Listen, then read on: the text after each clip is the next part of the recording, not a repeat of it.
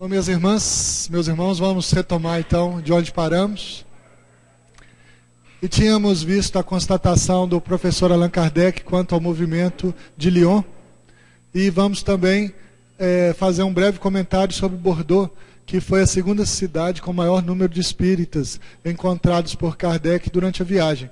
Então, em 1860, não chegavam a 1.000 pessoas, e em 1861, aproximadamente 10.000 pessoas. Em 1862, Kardec diz que o número estava incontável.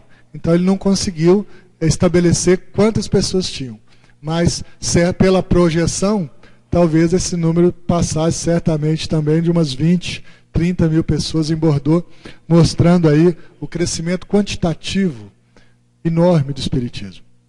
Mas eu gostaria de fazer um outro destaque. Kardec não estava preocupado com a quantidade, mas também com a qualidade dos espíritas e da compreensão que eles tinham sobre a doutrina. Ele estava muito focado nisso. Então, o crescimento não é só em números. Hoje, o IBGE publica a última estatística, né, das religiões no Brasil, e nós vamos verificar que o Brasil é ainda majoritariamente um país católico, depois seguido pelos protestantes, e nós ainda estamos lá no finalzinho da lista, né? Algo em torno aí de 2,3%, 3% da população, arredondando, né? Em torno de 3% da população brasileira é espírita. Mas nós temos um número de simpatizantes muito grande. Então, espíritas declarados ainda são poucos. Algo em torno de 3%. Mas os simpatizantes, esses se contam realmente aos milhares, né? Talvez aos milhões. E será por que isso? Nós vamos investigar. Kardec vai dar uma dica para nós, que logo logo nós vamos verificar o porquê que a estatística no Brasil ainda não reflete verdadeiramente o número de espíritas que nós temos aqui. Mas sabemos que mesmo assim, somos o maior país espírita do mundo. O maior número de espíritas está aqui, o maior trabalho do espiritismo está aqui, a árvore do espiritismo está realmente plantada em solo brasileiro, de onde irradia o espiritismo para o mundo inteiro, o que pode ser constatado em todos os congressos espíritas mundiais. Bom, seguindo as constatações, vamos lá. Kardec coloca para nós que numa porção de localidades onde era desconhecido, o Espiritismo penetrou graças às pregações desfavoráveis que lhe eram feitas, inspirando nas pessoas o desejo de saber em que se fundamentava. Em seguida, porque o achassem racional, conquistou partidários. Olha a força da propaganda negativa. Quanto mais o povo falava mal do Espiritismo, mais o Espiritismo crescia. Kardec diz que um dos maiores benefícios para a propaganda do Espiritismo foi o Auto de Fé de Barcelona. Pegaram os livros espíritas, levaram para a asta pública, atearam fogo, fizeram aquele alarme. Aí, o que aconteceu? Que livro é esse que eles estão queimando? Que livro que é esse proibido? Não é tudo que é proibido é uma delícia, né? Tudo que é proibido é cobiçado. E aí, diz Kardec, nunca se vendeu tanto livro espírita como naqueles tempos que seguiram ao Auto de Barcelona a destruição dos livros espíritas. Nunca ele foi tão propagado. Então, olha que interessante. Se você quiser fazer aparecer alguma coisa, fale mal dela. Que a partir do momento que você fala mal, desperta o interesse das pessoas. E aí vem Kardec e diz, olha, mas aconteceu uma situação interessante. As pessoas foram movidas pela curiosidade, queriam saber em que se fundamentava aquilo que era rechaçado pelas outras religiões, e aí descobriram uma doutrina racional. E por ser racional, obteve a adesão de muitas pessoas. A questão da fé raciocinada, esse grande legado de Allan Kardec, que nós conversamos aqui ontem à noite. Muito curioso isso, né? Ninguém imaginaria que falar mal do Espiritismo seria uma forma de divulgá-lo, de propagá-lo de ensiná-lo, de estimular a compreensão dele. Está provado em toda parte que a propagação do espiritismo tem ocorrido em razão dos ataques. E aí Kardec constatou isso, ele fez uma estatística. Nos lugares onde ele era mais atacado, ele crescia mais. Parece um paradoxo, né? Parece uma contradição, mas não é uma constatação que ele fez já naquela época. Hoje em dia continua sendo assim. Naqueles lugares onde o espiritismo é atacado, muitas pessoas têm interesse de conhecê-lo. Eu comentei com vocês que venho lá de uma cidade que faz parte do circuito histórico de Minas Gerais e que é dominada ainda pelas religiões tradicionais, né? Geralmente o catolicismo, os evangélicos, os protestantes são muito fortes por lá. E ainda encontramos lugares em que os representantes dessas religiões tradicionais falam muito mal do espiritismo. Tem muita cidade pequena por lá que não tem casa espírita. Então o que nós estamos fazendo? Nós, inspirados em Kardec, nós fizemos um projeto chamado Viagens Espíritas. E a nossa região são 40 pequenas cidades em torno de Barbacena. Então nós temos ido de cidade em cidade, falar sobre o espiritismo, fazer palestra, reunião pública, distribuir gratuitamente livros de Kardec, socorrer os doentes, aplicar passe, conversar com as pessoas. E eu quero agora contar o lado bom da coisa, porque o lado ruim todo mundo conhece. O lado bom, na cidade chamada Piedade do Rio Grande, nós lá estivemos, não existia ainda movimento espírita na cidade, e conseguimos fazer algumas palestras espíritas numa garagem que era cedida por uma pessoa de lá, simpatizante, vinda aqui de São Paulo. E aí, o que aconteceu para nossa surpresa? Essa pessoa procurou pelo padre da cidade, que controla a rádio comunitária. E essa rádio comunitária divulga os eventos. E pediu para divulgar a palestra espírita na cidade, na rádio do padre. Para nossa surpresa, o padre não só divulgou a palestra, como foi a palestra. Cedeu o salão paroquial, levou mais de 50 fiéis da igreja, fez a prece de abertura e fez a prece de encerramento e falou do diálogo religioso, da tolerância religiosa, do vínculo entre as religiões que ensinavam que Jesus dizia. Olha que pessoa interessante, que pessoa boa, que cabeça aberta, uma cidadezinha de 5.000 habitantes, tem um padre desse. E de vez em quando ele vai. Aí depois da palestra, fechamos lá o salão paroquial, fomos para um pequeno lanche, igual os espíritas fazem, né? Conhecereis os espíritas por muito se alimentarem, né? É um mundo, o mundo dos espíritas é assim, é um mundo de expiações e provas. O sujeito olha aquela mesa cheia de iguarias, espia e prova tudo, né? Assim. Não fica um sem provar, né? Sei. Em Minas é assim, né? Espia e prova. Aí o padre participou com a gente da expiação e das provas e ficou batendo papo até quase meia-noite. Bacana isso, né? E a mesma coisa aconteceu numa outra cidade, lá onde nasceu Tiradentes, que é a cidade de Ritápolis. O padre também, esse padre não foi, mas cedeu o anfiteatro da paróquia para a gente fazer a palestra das viagens espíritas. E por aí vai, o espiritismo ganhando espaço naquelas pequenas cidades aonde ele não chega. É o outro lado da medalha, né? É o lado do acolhimento dos espíritas. E aí, continuando aqui a fala de Kardec. É preciso admitir, todavia, que essa marcha ascendente está longe de ser uniforme.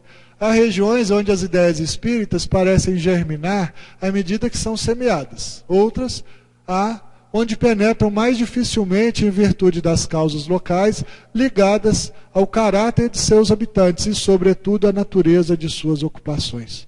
Então, olha só, ele também foi realista. Em umas cidades ela vai muito bem, em outras ela tem muito mais dificuldade. E isso depende do caráter das pessoas e ainda de suas profissões. E Kardec constatou que naquela época, as classes que mais entendiam o Espiritismo e compreendiam eram as classes que tinham mais acesso à informação, à cultura.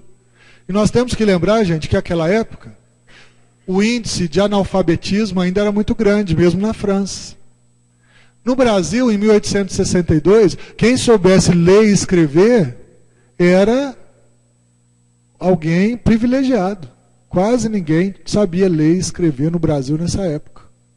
Na França era muito mais adiantada culturalmente, mas as pessoas que aderiam à causa espírita eram aquelas que tinham condição de entender os aspectos filosóficos, né? Porque nesse momento o espiritismo estava vivendo a fase filosófica.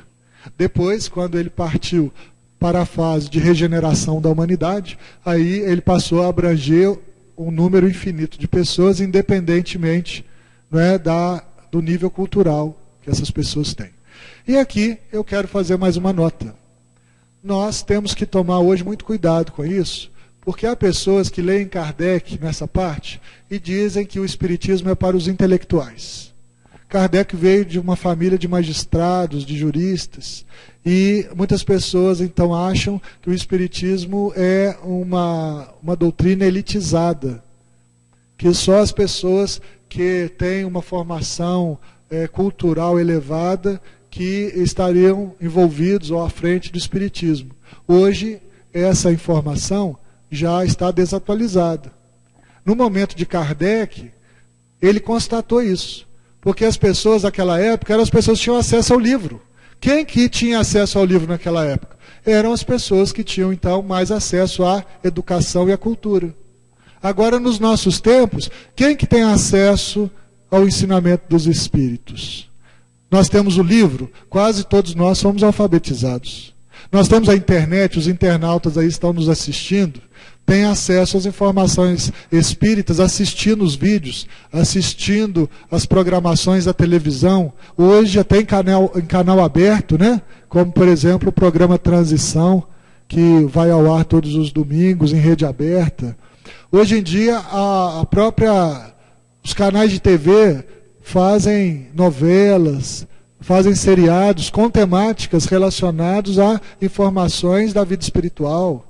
Nós vamos nos cinemas e assistimos filmes que ensinam as informações trazidas pelos espíritos, como o último agora, que está em cartaz, né? E A Vida Continua, o livro A Vida Continua, de André Luiz, transformado, adaptado para o cinema, e com uma fidelidade muito boa. É um livro muito doutrinário, por via de consequência, um filme muito doutrinário, com muito conteúdo bom, positivo. Então, hoje, todo mundo tem acesso ao espiritismo.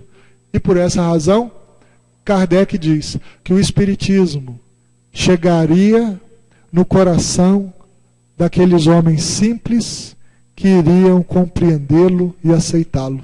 Olha que interessante. Ele já fez o prognóstico, dizendo que o espiritismo seria absorvido pelas classes populares, pelos homens simples.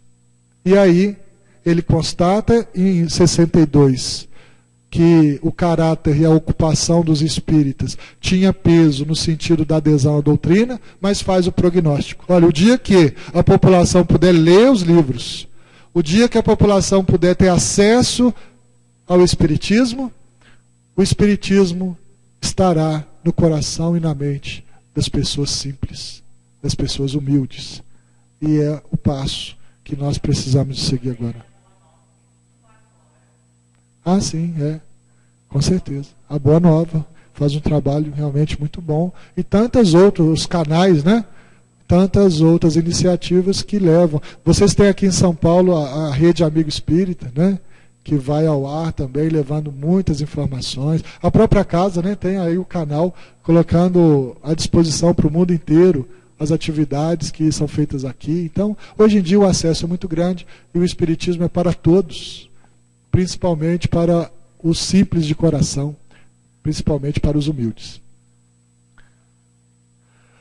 Onde quer que se investigue, pode-se dizer que o lado filosófico, moral e instrutivo é buscado com avidez. Em parte alguma, vimos a fenomenologia espírita ser tomada como objeto de entretenimento, nem as experiências como distração. Olha que interessante, as mesas girantes já tinham passado. 5 anos depois, ninguém mais falava em divertimento em salão com fenômenos dos espíritos. Os médiuns de efeitos físicos estavam desaparecendo já naquela época. O que importava agora era a compreensão do aspecto filosófico e logo depois do aspecto religioso e científico do espiritismo. Então isso foi muito relevante. Não se tinha mais a mera distração, o lado moral, instrutivo, que era buscado por esses grupos que se reuniam naquele tempo, lá na França. Vamos também fazer um outro comentário aqui. Em algumas cidades da região, por exemplo, lá na minha região, quando o espiritismo nasceu, ele também nasceu em torno do fenômeno. E o fenômeno que mais caracterizou o início do espiritismo lá, coisa de mais ou menos 100 anos, foi o fenômeno da obsessão. As pessoas começavam então a ter problemas obsessivos, a entrar em transes mediúnicos, serem subjugados por espíritos ainda infelizes, ainda eivados de vilanias, né, de crueldade. E aí o que acontecia? As famílias ficavam desesperadas com aquela situação patológica de uma pessoa em transe mediúnico através da obsessão. E começavam a buscar ajuda. E buscando ajuda, encontravam o espiritismo. Encontrando o espiritismo, encontravam alento, a cura para o processo obsessivo. E aquelas famílias, então, que tinham os seus entes queridos curados da obsessão, passavam a fazer grupos domésticos, grupos familiares de espiritismo, em torno do evangelho no lar. E depois aquele grupo ia crescendo, ia crescendo, ia crescendo, se formavam as casas espíritas, e isso caracterizou na nossa região um grande número de casas espíritas na zona rural. Aqui pertinho mesmo, vocês têm um exemplo, Mineiro em Sacramento.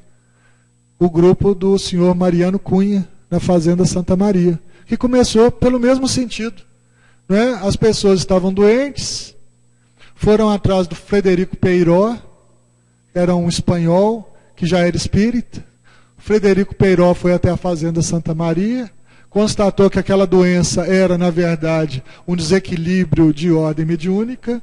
Eles estudaram Kardec, trataram aquelas pessoas, e aquele grupo foi um dos primeiros grandes grupos espíritas do interior de Minas Gerais, situado numa fazenda, que inclusive tiveram a primeira imprensa espírita de toda a região, lá na fazenda, para divulgar os ensinamentos dos espíritos, né?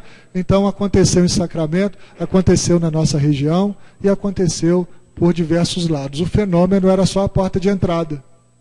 Passado o fenômeno, ficou a doutrina. E como a doutrina se baseia na verdade, ela não passa. Porque a verdade não passa. As modas passam, mas a verdade permanece. Os grupos, em sua maioria, são muito bem dirigidos. Alguns até de maneira notável, com perfeito conhecimento dos verdadeiros princípios da ciência espírita. E aí Kardec traz um conceito científico do espiritismo. Eu gosto muito de quando Kardec fala que o espiritismo é uma ciência de observação com resultados intelecto-morais. Erasto diz assim: o espiritismo é uma filosofia de bases científicas e de consequências intelecto-morais. Vamos entender um pouquinho isso. Filosofia. O amor pela sabedoria, o amor pelo conhecimento. Mas é um amor pelo conhecimento com bases científicas. E eu pergunto a vocês, qual é a base de qualquer ciência? Vamos pegar, por exemplo, as ciências naturais ou as ciências sociais. Qual que é o fato, qual que é a base de toda ciência? Ora, a base de toda ciência é o fato.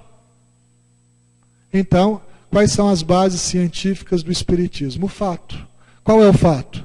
A comunicação dos espíritos, a imortalidade da alma, a pluralidade dos mundos habitados. E isso são fatos constatados a partir da fenomenologia. Mas basta o fenômeno? Não. O que é interessante, o que é importante, é o que vem depois da fenomenologia, que é o quê? A compreensão dos ensinamentos filosóficos que vão transformar o indivíduo em dois âmbitos. No âmbito da intelectualidade, da razão, da racionalidade. Como diz Emmanuel, uma das asas da alma. E, do outro lado, nós vamos encontrar o desenvolvimento moral, relacionado, então, aos valores da alma, que passam pela questão das virtudes, que passam pelas questões dos sentimentos, desenvolvendo, então, a outra asa, que é a asa representada na figura do amor. Então, sabedoria, inteligência e amor, virtude, como asas do espírito, que, como também Leon Denis conta, são movimentadas pela força da vontade. Lembrando Jesus quando dizia: paz na terra e boa vontade aos homens. Boa vontade, porque é a vontade que impulsiona o saber e o amor. E são essas as potências que a alma tem para desenvolver-se, para fazer com que haja progresso nela e no meio aonde essa criatura está inserida.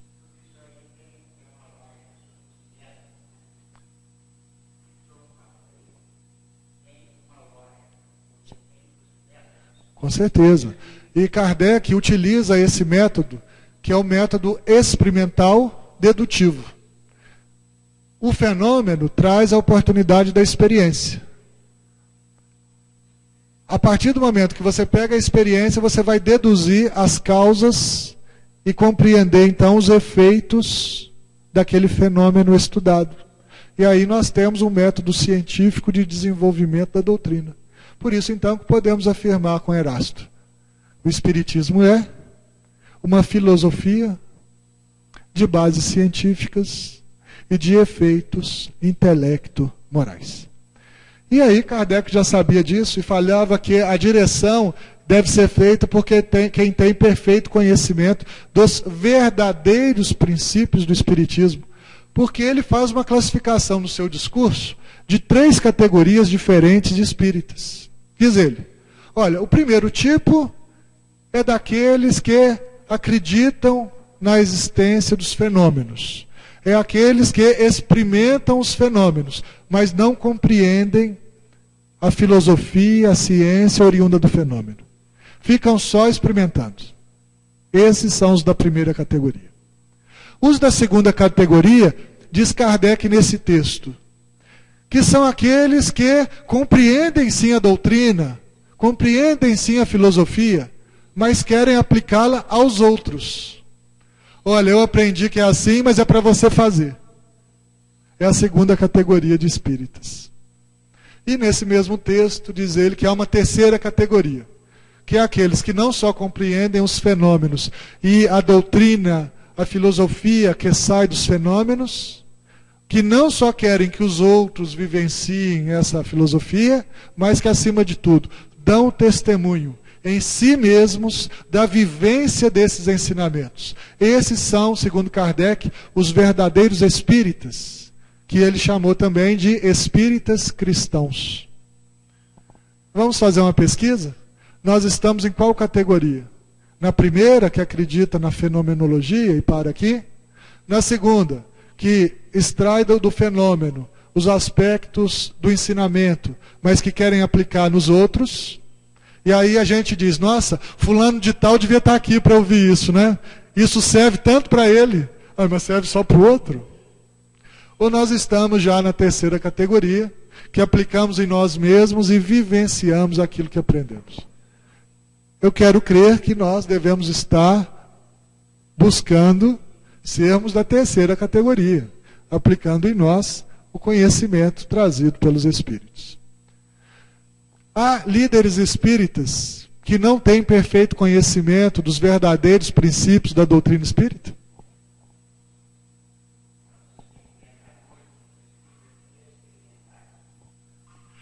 Na nossa região,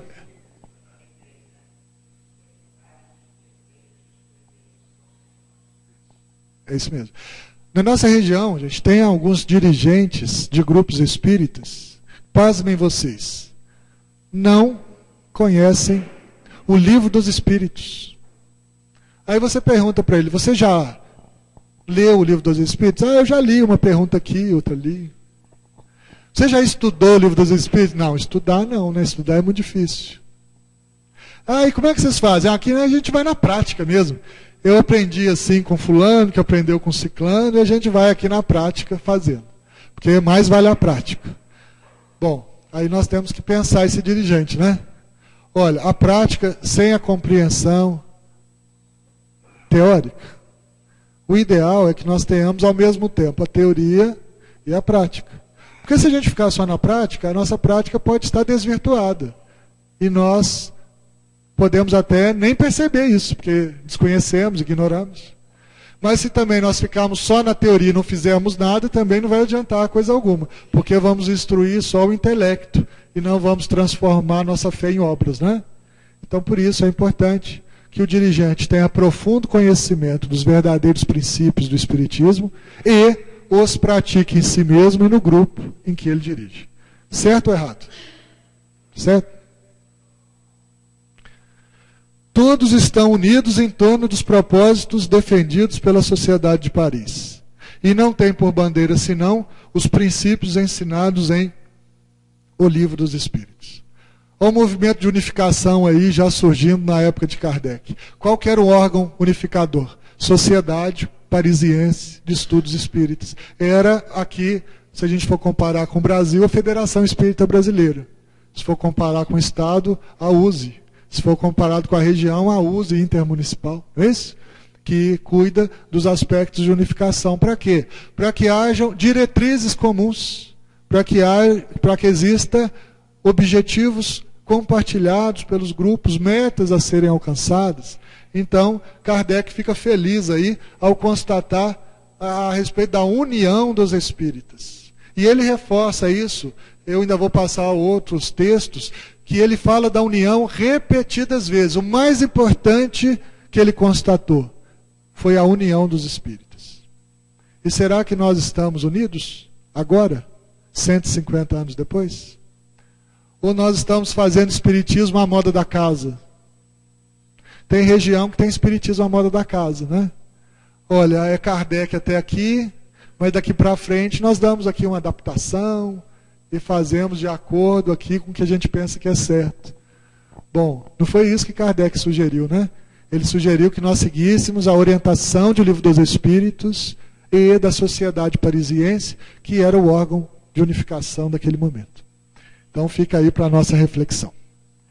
Em geral, ordem e recolhimento ali reinam com perfeição. Foi em Lyon que se realizou a reunião geral mais importante, composta de mais de 600 delegados de diversos grupos, tudo ali se passando de maneira admirável. Ele destacou essa reunião de delegados. Cada grupo que eles tinham notícia em Lyon e na região, mandaram alguns delegados para participar desse encontro. Foi uma espécie de reunião administrativa. Lá em Minas Gerais, nós chamamos de Conselho Federativo do Estado de Minas Gerais.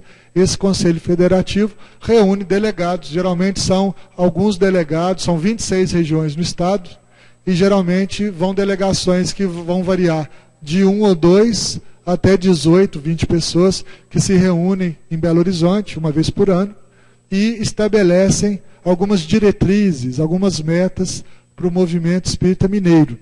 Acredito que São Paulo faça algo semelhante, né? Devam reunir esses delegados e estabelecer caminhos a serem seguidos. Então já faziam isso, né, em 1862. Nós não fazemos nada de diferente, né? Seguimos o codificador. Os médiuns igualmente se multiplicam, havendo poucos grupos que não contêm vários deles, com predomínio dos médiuns moralistas. Então, olha só, os médiuns de efeito físico estavam acabando. O número de médiuns aumentava a cada dia.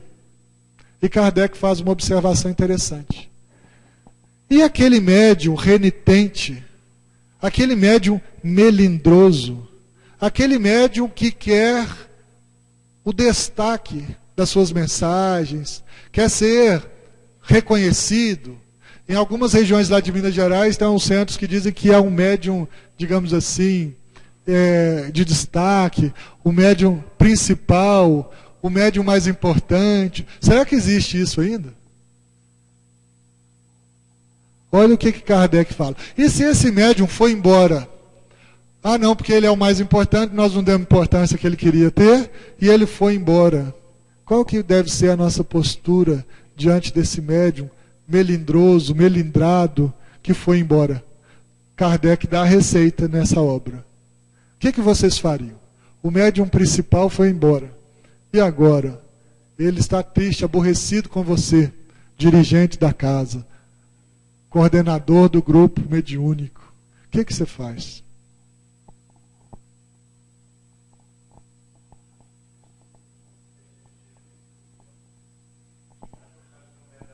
Ah, sim. Então, continua o trabalho. E Kardec diz que não ia atrás dele.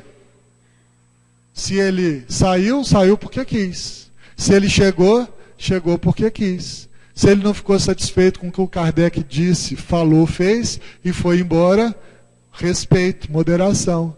Mas Kardec não ia atrás do médium. Olha que interessante. E aí Kardec diz, quanto mais médiums surgiam, de menor importância ficavam aqueles médios recalcitrantes, que às vezes tinham que ser tolerados pelos dirigentes do grupo, porque não tinha outro. Ah, não, já que não tem outros médios, vamos tolerar esse aí irascível, esse aí melindroso. Mas aí surgiram diversos médios, os melindrosos iam embora, oh, tudo bem. Já que você quer ir embora, livre-arbítrio. Orgulhoso tem muito, né? E o médium orgulhoso foi embora, ficou fora, aí geralmente se envolve num processo obsessivo, começa a sofrer e resolve querer voltar para o grupo. O que Kardec fazia com o médium que volta? Recebe, acolhe, né? Ajuda. E quando ele estiver equilibrado, bota ele para trabalhar de novo. Né? Então a porta do espiritismo é aberta. Para todos, não só para os médiuns. Quer vir, meu irmão? Que ótimo, que coisa boa você está aqui. Vou lhe estender a minha mão, vou manifestar pessoalmente a minha alegria por estar na sua companhia. Mas se você quiser ir embora, a porta continua aberta. Você tem plena liberdade de ir e vir. Nem precisa de habeas corpus. Né?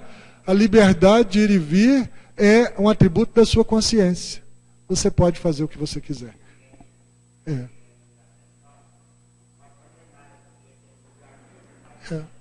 É verdade. E não pode forçar. É porque alguns dirigentes falam assim, mas aí a reunião vai perder em produtividade, né? Vamos atrás dele, né? Vamos pedir, pelo amor de Deus, para ele voltar. Aí nós vamos inflar mais o ego dessa criatura. E ao invés de ajudá-la, vamos prejudicá-la ainda mais pelo nosso comportamento. E aqui, Kardec destaca que os médiuns que estavam surgindo eram os médiuns moralistas. O que é um médium moralista? Um médium moralista?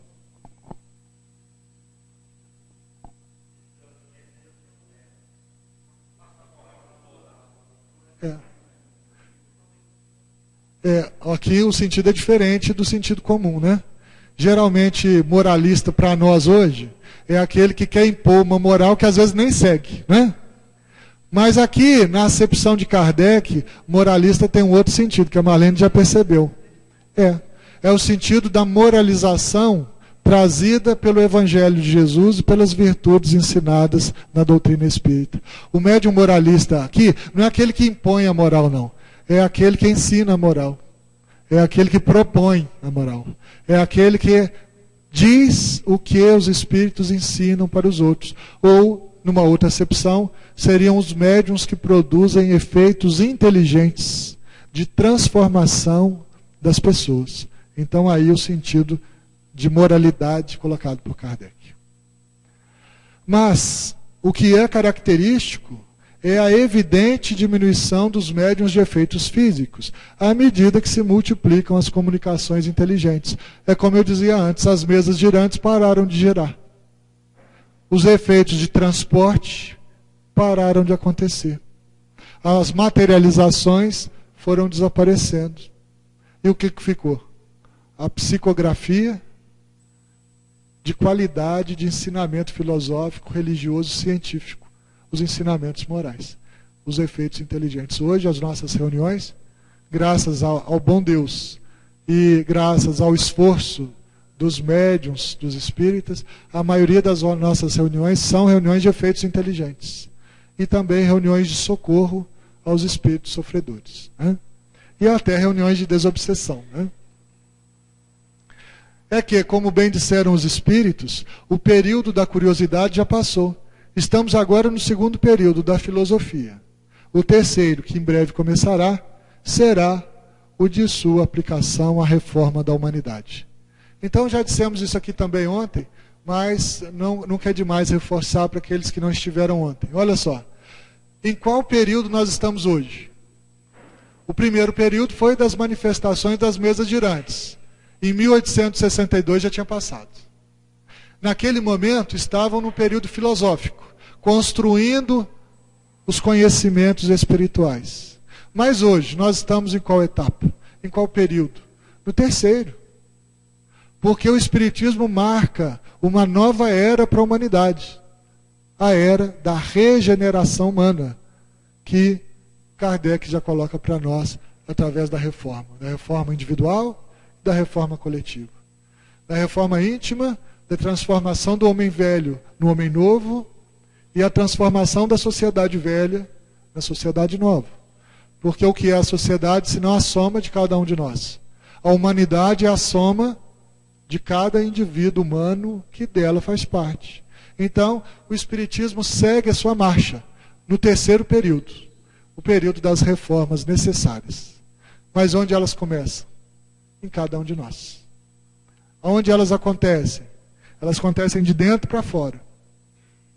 E cada um que muda é capaz de mudar um grupo de pessoas que ele influencia e que estão à sua volta. Então, essa constatação também foi muito importante. E Kardec ainda continua. Ele fez, olha, muitas constatações, né?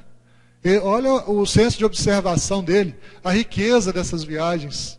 Ele diz ainda, quando a ciência espírita estiver solidamente constituída, quando houver sido complementada e escoimada de toda a ideia sistemática e errônea, que cai diariamente ante um exame sério, eles, os espíritos, se ocuparão de sua implementação universal, empregando meios poderosos.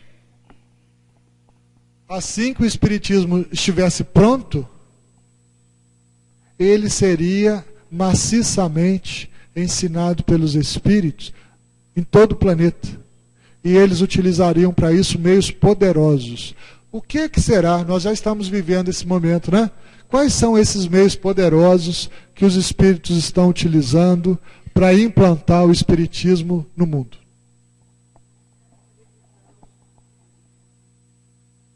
São meios maciços de comunicação, né? Televisão, internet, cinema, né? A imprensa, os livros. É verdade, inclusive cientificamente já foi comprovado, né? Os efeitos da prece, da fé, dos fluidos, dos passes, nos trabalhos de cura. Lá perto de Barbacena, na cidade de Juiz de Fora, nós tivemos até uma publicidade muito grande a respeito desse assunto, com a experiência da dona Isabel Salomão, da Casa do Caminho de Juiz de Fora, que há 6 anos atrás foi entrevistada pelo Globo Repórter, no trabalho de passes que ela fazia nos hospitais da cidade e na casa espírita. Depois de 6 anos, eles voltaram para ver as pessoas que tinham sido tratadas e mostrarem o trabalho.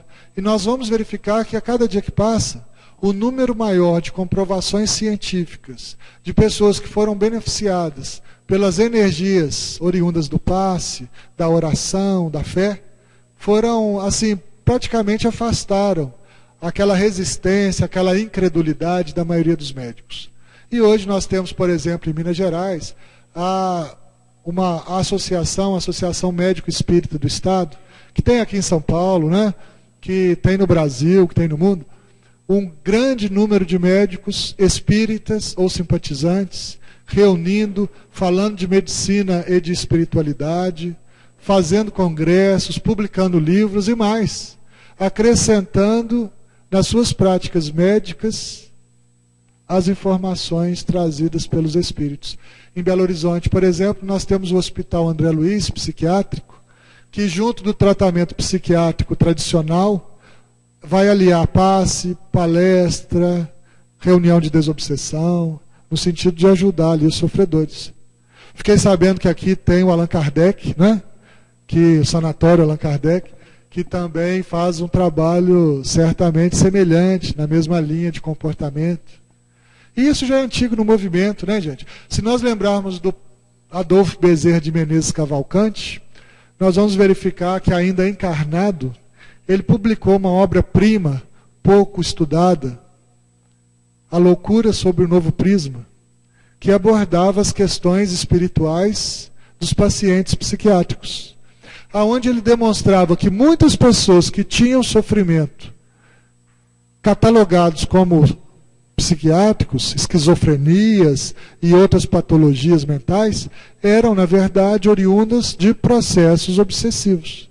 E aí ele já tratava, lá no final do século XIX, já tratava pacientes à luz do espiritismo, e eles continuam fazendo isso até hoje, né?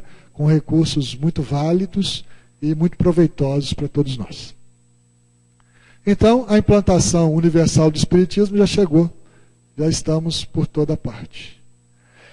Enquanto esperam, semeiam a ideia pelo mundo inteiro, a fim de que, chegado o momento, ela já se encontre balizada, por toda parte. Então, os espíritos haverão de remover todos os entraves, porquanto, contra ele e contra a vontade de Deus, o que poderiam representar os obstáculos humanos. Quero reforçar essa parte, destacar também essa parte. Os espíritos haverão de remover todos os entraves para a expansão, a propagação do espiritismo no mundo. Porque se os espíritos são efetivamente os prepostos do Pai, e se o nosso Pai é onipotente, onisciente, onipresente, tem esses atributos todos que nós a ele reputamos, é claro que o espiritismo vai seguir sua marcha. Agora, é claro também que nem todos serão espíritas, mas os princípios ensinados pelo espiritismo serão compreendidos por todos. Os princípios são para a humanidade inteira. E aqueles que quiserem ser obstáculo para esse progresso, para essa divulgação, serão, diz Kardec, removidos. E hoje a gente entende como que vai ser essa remoção. A remoção será através da desencarnação. E esses indivíduos desencarnados aqui não voltarão. E terão a oportunidade de viver em outros planos. Na casa de meu pai há muitas moradas. Viverão em planos mais primitivos, porque quiseram frear a roda do progresso. Leon Denis diz que a roda do progresso é inexorável. Se alguém quiser deter a roda do progresso, será ultrapassado por ela, será atropelado por ela. Aí eu fico imaginando, né? Uma roda de progresso assim enorme e algumas criaturas tentando segurar a roda do progresso para que os princípios espirituais não sejam ensinados àqueles indivíduos ligados ao niilismo, ligados ao nada. Ora, essas criaturas serão certamente removidas, serão certamente deportadas para outros mundos espirituais. E isso não é castigo, não. Isso é mecanismo da justiça divina. O progresso é uma lei universal. Nós temos duas opções: ou progredimos ou estacionamos. Se estacionamos, será necessário que haja um aguilhão para nos tirar da zona de conforto, do estado de estacionamento, de acomodação. Quantos de nós permanecemos acomodados? Aí vem o aguilhão da dor. E a dor faz com que a gente então progrida, desenvolvendo o intelecto e desenvolvendo também a moralidade. Então, os entraves serão removidos, sem sombra de dúvida. Reconhecemos essa marcha progressiva no ensino, pela natureza das comunicações obtidas, nos diferentes grupos que visitamos, comparadas às de antigamente. Elas não se distinguem apenas pela sua extensão, amplidão, facilidade e obtenção de elevada moralidade, mas, acima de tudo, pela natureza das ideias apresentadas, por vezes de maneira magistral. À medida que a doutrina ia avançando, a qualidade das mensagens também, o aprofundamento também, a forma de colocar também. Então isso é muito interessante, a gente observa nos próprios grupos mediúnicos.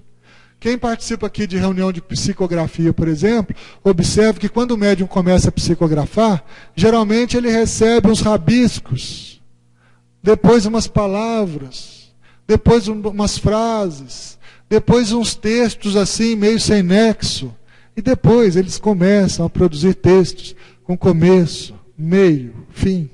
Textos com profundidade, com correção doutrinária, com correção até ortográfica. Quanto mais evolui o médium e a sua mediunidade, melhor é a comunicação. É o que o Kardec já constatava naquele momento, né? Quanto mais tempo passa, quanto mais progride o Espiritismo, melhor é a qualidade das comunicações. Ele atinge maior desenvolvimento naqueles onde reinam, com a mais viva fé, os sentimentos mais puros e o absoluto desinteresse moral. Sentimentos mais puros. Neles, a doutrina avança mais rápido. São os sentimentos do bem, as virtudes ensinadas por Jesus. E quanto ao desinteresse, nós já nos referimos a ele anteriormente. Por desinteresse moral, entendemos abnegação e humildade, a ausência de total pretensão orgulhosa, de todo pensamento de dominação à custa do espiritismo. Durante muito tempo, nós fomos dominados pelas religiões. E as religiões foram consideradas freios sociais. Era uma forma de ter a população nas mãos. E aí o religioso diz, faz isso, não faz aquilo, e aquela massa de pessoas obedecia pelo uso da força. Quando nós chegamos na fase do espiritismo, nós vamos verificar que aqueles que progridem espiritualmente dentro do espiritismo exercem a humildade, a mãe das virtudes. E ainda não querem se impor a ninguém, não querem dominar ninguém. E aí uma referência em Jesus. Vocês se lembram daquela passagem onde Jesus, junto com os apóstolos, resolveu comemorar pela última vez, aqui entre os encarnados, a grande festa da passagem do Senhor. Lembram dessa festa? A festa da passagem do Senhor, chamada também de Páscoa. A passagem do Senhor era parte da cultura judaica, porque os judeus ficaram muito tempo escravos no Egito, por séculos. E quando eles conseguem se libertar da escravidão egípcia, eles passam a comemorar uma vez por ano a grande festa da passagem do Senhor, que libertaria os hebreus do jugo egípcio. E aí Jesus, reproduzindo essa cultura judaica, reúne a série dos apóstolos, e quando ele reúne os apóstolos, ele dá uma grande missão de humildade e de serviço. Ele pega um cântaro com água, pega um tecido e começa a lavar os pés dos apóstolos. Até que ele chega para Simão Pedro. E Simão diz, Senhor, jamais lavarás os meus pés. Eu não sou digno, Senhor, que lave os meus pés. E Jesus então o admoesta. Fala, Simão, eu vim não para ser servido. Eu vim, Simão, para servir. E se você não permitir que eu lave os seus pés, não terás parte comigo. Aí Simão, de pronto, ele era muito impetuoso, né? Ele era aquele 880, né? No mesmo momento que ele não queria deixar Jesus lavar os pés, quando Jesus disse que se ele não deixasse, não teria parte com ele, ele então volta-se para o outro lado e diz: Senhor, então lave não só os pés, como a cabeça e o corpo inteiro. Né? Pronto. Aí, Jesus então dá aquele exemplo de humildade. O maior é aquele que serve mais. Eu fico imaginando, aquele povo andava a pé, numa região desértica, não tinha água. Deviam tomar banho raramente, né? E aí vai Jesus lavar aqueles pés que andavam a pé ou de sandálias toscas de couro, dando o exemplo de humildade e de serviço. Meus irmãos, e nós, os espíritas de hoje, os cristãos de agora? Será que nós estamos predispostos a lavar os pés uns dos outros?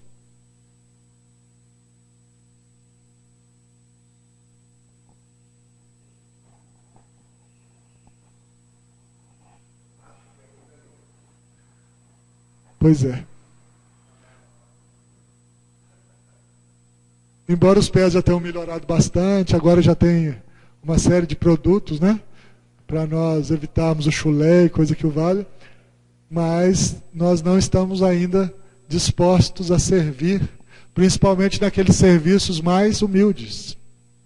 A pessoa chega na casa espírita e nós oferecemos para ela uma pequena tarefa. Mas ela quer logo a grande tarefa. Mas qual tarefa que é maior? Toda tarefa é importante.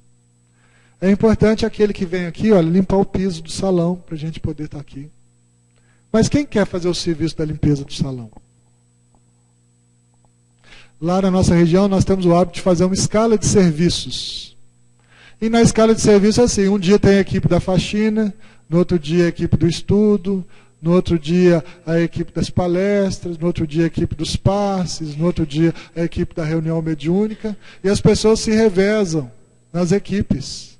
Então quem faz a palestra, limpa o chão, limpa o banheiro.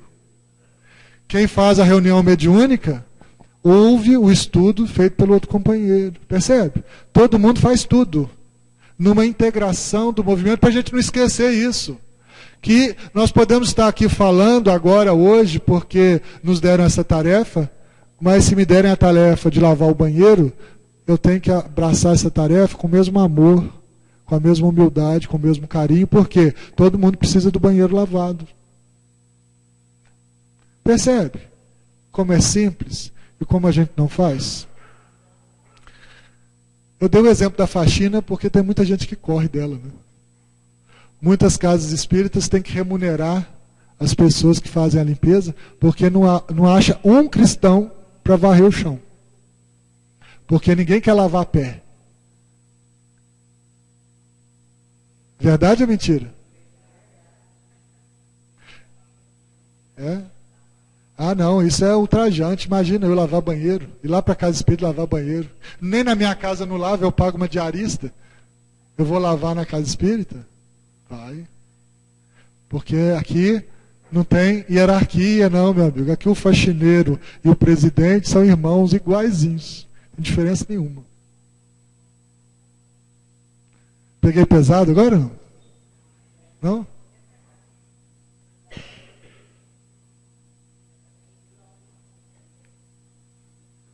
Gente, nós não somos seguidores de Jesus? Somos ou não somos? Se ele deu o exemplo do serviço sem escolher o serviço, com a mesma cara que Jesus ia no sinédrio, na sinagoga, ensinar a boa nova, ele ia limpar os pés dos apóstolos. Nós somos melhores que ele. Então por que essa vaidade boba? Né? Vamos parar com isso.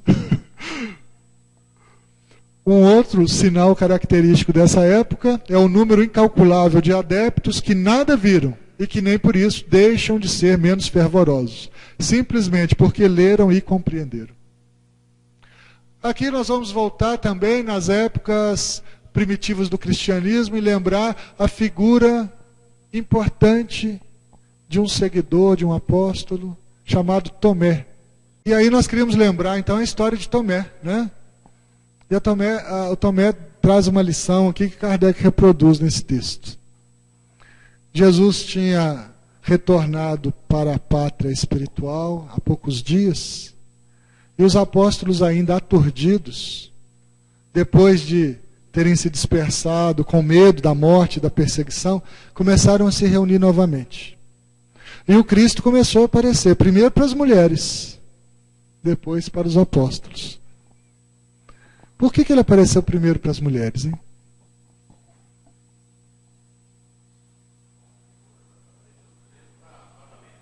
Foi.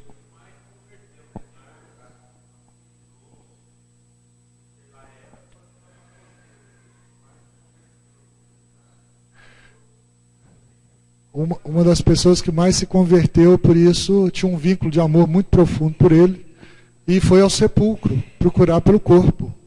E ao invés de encontrar o corpo, encontrou o espírito e conversou com ele. Outros já dizem que falaram para as mulheres para a propaganda se dispersar mais rápido, né?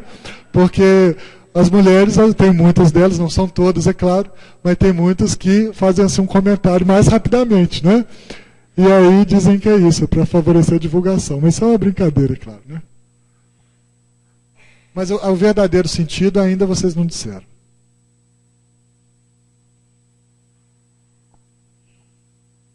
O verdadeiro sentido é porque os espíritos encarnados em corpos femininos são muito mais sensíveis. São muito mais ligados às questões espirituais. Via de regra, são mais evoluídos. Interessante isso, né? Agora as mulheres ficaram aí prestigiadas, não é verdade? Olha, faz uma enquete na Casa Espírita. Quantos por cento são espíritos encarnados em corpos femininos e quantos por cento em corpos masculinos? Na nossa região, talvez uns 70% sejam espíritos de alma de psique feminina. E uns 30% masculinos. Bom, vamos lembrar, espírito não tem sexo, né? O organismo é que tem sexo. Mas quando o espírito está encarnado no corpo feminino, ele tem mais sensibilidade para as questões espirituais. Ele, até fisiologicamente, ele é introspectivo. Olha para você ver, interessante, eu vi uma vez um professor de fisiologia, de anatomia falar isso, e eu fiquei surpreso, quero compartilhar com vocês. A gente dizia isso, a diferença entre o espírito de psique masculina e de psique feminina. E aí ele fez uma comparação anatômica e colocou do ponto de vista até da sexualidade. Os órgãos sexuais femininos são para dentro, os órgãos sexuais masculinos são para fora. As mulheres são muito mais sensíveis, muito mais prestam atenção no universo interno. Os homens prestam muito mais atenção no universo externo. Portanto, os homens se dão mais com o mundo das coisas, com o mundo material. E as mulheres se dão muito mais com o mundo dos sentimentos, das emoções, o mundo íntimo. Verdade ou mentira?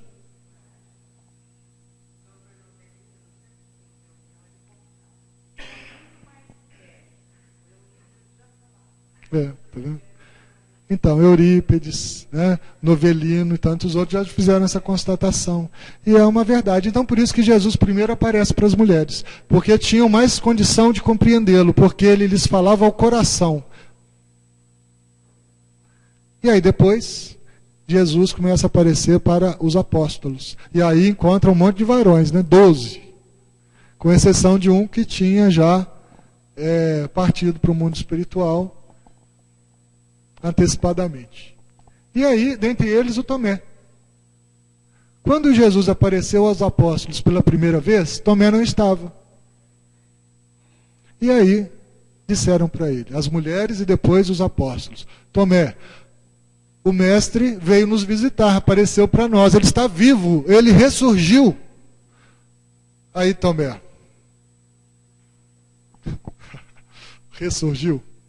Que é isso? Eu só vou acreditar na hora que tocar nas chagas dele. Aí quando Tomé disse isso, pronto, o Cristo se torna tangível no meio deles. Tomé, estou aqui, olha, ressurreito, toca as minhas chagas. Aí ele ficou, né, constrangido. Mas foi lá e tocou as chagas. Senhor, é tu mesmo, ó Senhor. Fez reverências ao Mestre Jesus. Reconheceu. O que Kardec está dizendo nessa parte do texto? Que há aqueles Tomés que tem que ver para crer. Mas que ele encontrou um sinal característico de um número incalculável de adeptos que não viram nada, nenhuma manifestação, nenhum fenômeno, mas leram, compreenderam e aceitaram o Espiritismo. Interessante isso, né? Esses que leram, compreenderam e se tornaram adeptos, muitos deles estão em corpos femininos. Outros deles estão em corpos masculinos, mas que já foram capazes de aprender através das experiências em corpos femininos. Porque, no fundo, nós vamos jornadeando nos diversos corpos e aprendendo aquilo que cada um deles pode nos ensinar, até chegarmos à plenitude e não termos mais a necessidade de uma polaridade de natureza sexual nos mundos mais adiantados. Isto prova que ligam mais importância ao fundo do que à forma. Para eles, a filosofia é o principal, não passando as manifestações de simples acessório. Essa filosofia lhes explica o que nenhuma outra foi capaz de explicar. E lhes satisfaz a razão pela lógica, preenchendo o vazio da dúvida. Isso lhes basta. De onde eu vim? Para onde eu vou? O que eu estou fazendo aqui? São perguntas que a filosofia sempre quis explicar e nunca conseguiu. Por isso que Kardec diz, nenhuma outra explica aquilo que o Espiritismo explicou. E é isso que fez com que muitos adeptos, satisfeitos, acolheram o Espiritismo. Isso lhes bastava. Eles agora tinham as respostas. A Federação Espírita Brasileira lançou recentemente uma campanha assim. Para você viver bem, você precisa de respostas. E a doutrina espírita lhe dá as respostas. Buscai e achareis. Investigue a doutrina espírita. Veja as obras básicas. Ontem nós falávamos com Antônio a respeito da riqueza da Revista Espírita, o jornal de estudos psicológicos, que tem ensinamentos profundos, magistrais, e que nos é ainda quase desconhecida. Quem aqui já estudou a Revista Espírita? Todos os volumes? Ninguém. Estamos tateando ainda o universo de Kardec. E aí, voltamos àquela questão. Se nós ainda não estudamos nem Kardec, se nós não estudamos nem a obra de Chico Xavier, para que nós vamos estudar tantas obras de conteúdo duvidoso que nos aparecem agora? E no intervalo, conversando com um dos irmãos aqui, ele me disse, ô Luciano, e você, publicou alguma coisa? Porque geralmente quem vem traz um livro, aí a gente gosta de ver o que pensa, né, naquele livro. Aí eu respondi assim, com todo carinho, com todo respeito a esse irmão que me pergunta. Disse para ele assim, olha meu irmão, o dia que eu souber algo que não está em Kardec, ou que Kardec não tem ainda explicitado, o dia que eu souber algo que aperfeiçoe, que amplie mais a compreensão da doutrina do que aquela obra trazida pelos quase 450 livros de Chico Xavier. O dia que eu tiver uma contribuição a mais para enriquecer a nossa doutrina, aí eu publico.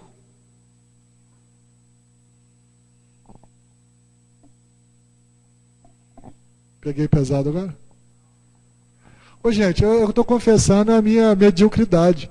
Eu não conheço Kardec ainda. Estou estudando Kardec há anos. E cada vez que eu pego o texto de Kardec, eu chego à constatação.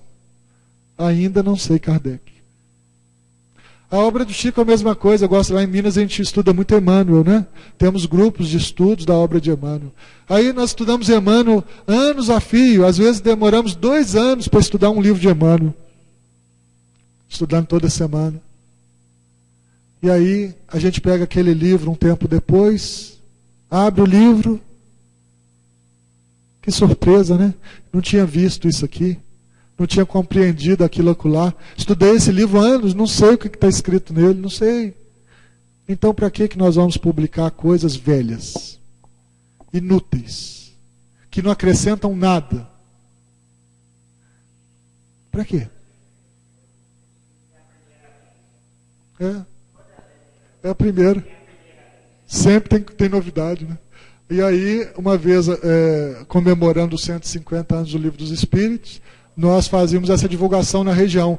O mais novo lançamento espírita do mundo. E fizemos um marketing em cima disso, né? O novo lançamento, a grande novidade, vai revolucionar o espiritismo. O pessoal ficou aguçado, interessadíssimo. Nossa, mas essa obra deve ser muito boa. Kardec deve ter vindo do mundo espiritual e trazido algo novíssimo para nós. É verdade. Aí a gente sacava aqui da mala essa obra, essa novidade, essa coisa raríssima, belíssima, que ninguém conhece e que eu não estou achando aqui. Onde que está, meu Deus do céu? Tão rara que sumiu. É muito zíper, né? A grande obra, atenção, muito cuidado. O Livro dos Espíritos, né? Essa é a grande novidade da nossa doutrina. O que tem aqui, a gente ainda não sabe. É um terreno a ser explorado. É uma obra de cabeceira a ser refletida. E como o nosso irmão diz, cada leitura é uma leitura nova, né? Então, vamos caminhando por aqui, em homenagem ao codificador, né? E o tempo está acabando, e nós temos que acabar também. Belos traços do Espiritismo. Olha, Kardec é uma alma elevada. Todo mundo acha que ele era assim, racional, durão, aquele camarada quase que gélido, né? Como cientista, a gente tem uma péssima impressão dos intelectuais, né? Mas Kardec era uma alma também sensível. Se preocupava com o bom, com o belo, com o bem. Profundamente ligado a Jesus. Tinha um amor profundo, um respeito profundo pelos ensinamentos do Cristo. E ele, nessa obra, nesse texto, ele trata os belos traços do Espiritismo. Está falando de beleza. Que não é estética, é beleza espiritual, né? E ele diz: transformações que se poderiam dizer, entre aspas, miraculosas. As pessoas em contato com o Espiritismo se transformam. Verdade ou mentira? Eu posso dar o meu testemunho pessoal, antes e depois do Espiritismo. Nós nos transformamos, somos muito melhores quando nos aproximamos da prática, da vivência dos ensinamentos dados pelos Espíritos na nossa vida. Então essas transformações são miraculosas. Nosso irmão lembrou Maria Madalena, né? Que transformação brilhante de Maria Madalena. Ontem nós comentávamos aqui sobre alguns processos de transformação. Hoje falamos de Saulo de Tarso, né? Hoje falamos de Gesiel, transformado em Estevão. Então nós vamos compreender isso. O Espiritismo é transformador. Isso é de uma beleza incrível. Outro belo traço. Exemplos admiráveis de zelo, abnegação e devotamento. Marlene lembrou aqui do Tomás Novelino, né?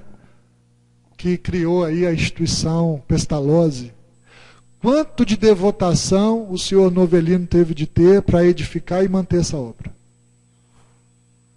Vocês que convivem aqui nessa atmosfera devem saber o quão difícil deve ter sido criar e manter uma obra grandiosa como essa, focada no processo educacional da criatura, né? Então, isso é belo exemplo de zelo, abnegação, devotamento. E, finalmente, a outra beleza que ele coloca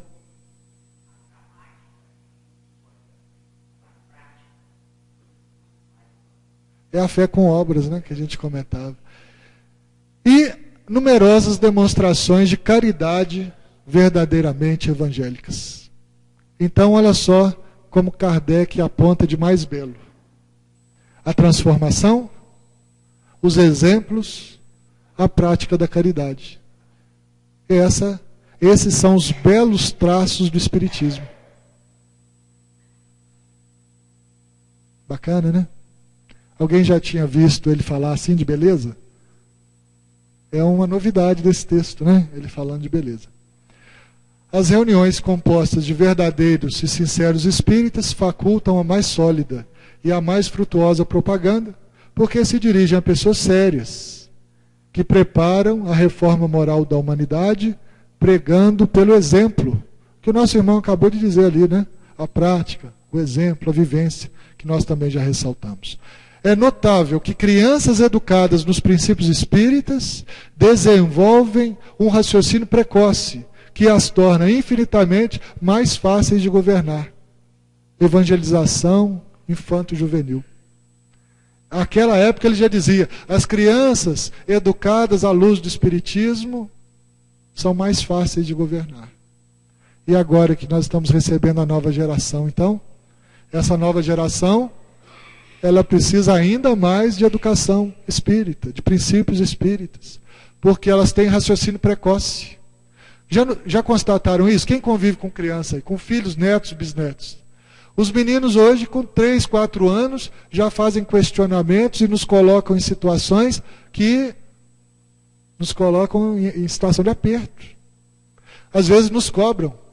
Às vezes a gente faz alguma coisa errada e as nossas crianças nos vigiam, nos cobram. Olha, mas não é assim que nós aprendemos, né? Temos muitos exemplos disso, né? Se tivéssemos mais tempo, podíamos contar uns 10 casos diferentes aqui de crianças corrigindo os pais. Mas como o tempo é sempre menor, vocês certamente conhecem casos assim, onde as crianças precocemente nos corrigem. Essas crianças, por sua vez, educarão seus filhos nos mesmos princípios. Enquanto isso, desaparecerão os velhos preconceitos com as velhas gerações. Torna-se evidente que a ideia espírita alcançará um dia o status de crença universal. É a multiplicação. Nós evangelizamos a criança hoje. Ela cresce, vai educar o seu filho amanhã, que cresce, que vai educar o neto. E assim, as ideias espíritas, os princípios espirituais vão se difundindo pelo mundo.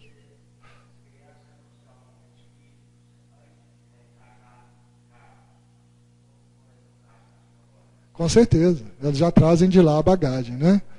Um outro fato, não menos característico do estado atual do espiritismo, é o desenvolvimento da coragem de opinião. Já não temem dizer-se espíritas, como não receiam passar-se por católicos, judeus ou protestantes. Ou seja, já naquela época a pessoa já tinha coragem de dizer, eu sou espírita. E aqui que está o ponto. Por que no Brasil, então, o IBGE mediu um número tão pequeno de espíritas? Porque na hora de responder o questionário, muitos de nós não nos colocamos como espíritas, às vezes por uma vergonha, um constrangimento, que existe em alguns lugares do Brasil. Não existe mais em Franca, mas no interiorzão do Brasil aí, tem gente que tem ainda dificuldade de ter a coragem de opinião, que Kardec chama, de dizer-se espírita. Enquanto em outros lugares, ser espírita virou motivo até de distinção. Tem algumas comunidades que a pessoa, quando se diz espírita, é tida em alta conta. Não, esse aí deve ser certinho, né? Esse aí deve ser correto. Esse aí deve ser virtuoso. É espírita, afinal de contas o espiritismo não ensina isso. Eu também já vi muitas pessoas serem apontadas, destacadas num grupo, pela sua conduta, pelo seu comportamento, por conseguirem, na prática, vivenciar os ensinamentos do Cristo e dos Espíritos. Outra coisa curiosa, outra constatação. As obsessões eram raras. Olha só, os casos de obsessão são muito raros entre aqueles que fizeram um estudo prévio e atento de O Livro dos Médiuns. Então tem uma condição. A obsessão é rara só naqueles que se prepararam, naqueles que estudaram, naqueles que se capacitaram para as reuniões mediúnicas. Porque nos outros que não se habilitaram, que não se capacitaram, a obsessão graçava. E se identificaram com os princípios nele contidos, mantendo-se alertas e espreitando os menores sinais que poderiam denunciar a presença de um espírito suspeito. É porque Kardec mesmo trata no texto a questão dos espíritos que fascinavam os médiuns. A fascinação talvez seja uma das hipóteses de obsessão de mais fácil constatação, mas de mais difícil tratamento. O médium fascinado, por exemplo, produz comunicações que beiram ao ridículo, mas acham que aquilo é uma pérola de sabedoria. Então você lê o texto dele, se for psicógrafo, e vê que aquele texto é oriundo de um espírito completamente equivocado. Mas vai falar isso para o médium. Ele vira seu inimigo, porque está fascinado e acredita que aquele espírito é perfeito e o texto também. Então Kardec dá aí a forma de prevenção. Como prevenir a obsessão? Estudando o livro dos médiuns e identificando com os princípios contidos nele. E aí, esse manual dos evocadores, dos médiuns, vai surtir o seu papel no exercício da mediunidade. Outra questão é o excesso. E Kardec então diz, o excesso em tudo é prejudicial, mas em semelhante caso é preferível pecar por excesso de prudência que pecar por excesso de confiança. Então chegou um espírito e deu comunicação, é preferível ter um excesso de prudência e refutar uma verdade no primeiro momento, do que nesse primeiro momento aceitar a mentira. Então, se ela for verdade, ela vai ser repetida infinitas vezes, vai vir pelo princípio da universalidade do ensinamento dos espíritos, vai vir de outras fontes, e nós vamos constatar que aquilo é verdade. Se for mentira, o espírito fascinador vai se cansar, vai embora, e aquela informação não será confirmada. Pronto, simples assim. É preferível prudência do que nós termos um excesso de confiança. Como diz lá o Evangelho, né? Não acreditar em todos os espíritos. Verificai primeiro se os espíritos são de Deus. Encontramos uma aprovação unânime no nosso silêncio, relativamente aos ataques que temos sofrido. Os ataques pessoais jamais nos abalaram. A história do silêncio que a gente já comentou aqui. A calúnia, ouvido, esquecimento. Quanto aos críticos sérios de boa-fé, que comprovam sua educação pela urbanidade das formas, estes colocam a ciência acima das questões pessoais. A estes, muitas vezes, respondemos. Se não diretamente, pelo menos quando temos oportunidade de tratar em nossos escritos de questões controvertidas. E também no intervalo nós conversávamos sobre o livro, o opúsculo, O que é o Espiritismo, que tem lá os diálogos de Kardec com os opositores, os detratores. O que Kardec fez? Pegou as principais opiniões que atacavam o Espiritismo e criou um diálogo entre ele e o interlocutor, que era o seu adversário, o seu opositor. Criou uma estrutura de livro assim. E foi, para cada opinião contrária, ele refutava a opinião à luz do Espiritismo, respondendo então seus opositores através desse opúsculo, que também é muito desconhecido entre nós. O que é o Espiritismo é uma pérola, que a gente precisa também de estudar. Como um corcel, o Espiritismo levanta sob seus pés a poeira do orgulho, do egoísmo, da inveja, do ciúme, derrubando a sua passagem a incredulidade, o fanatismo, os preconceitos, e conclamando todos os homens a lei do Cristo, isto é, a caridade e a fraternidade. Olha aí o compromisso de Kardec com o Cristo. A todo momento ele se refere ao Cristo e aos valores por ele ensinados, principalmente o amor em ação, que é a caridade. Grande é a minha alegria ao ver a família crescer aos olhos vistos. Esse até eu já tinha colocado anteriormente. O Espiritismo não é apenas uma questão dos fatos, mais ou menos interessantes ou autênticos, para divertir os curiosos. É, acima de tudo, uma questão de princípios. É forte, sobretudo nas suas consequências morais. Ele se faz aceito, não porque fira os olhos, mas porque toca o coração. Aí está o Kardec sensível. Ele queria tocar não só a razão, mas tocar o coração das pessoas. E esse aspecto do Kardec é esquecido, né? Ele fala assim aos corações.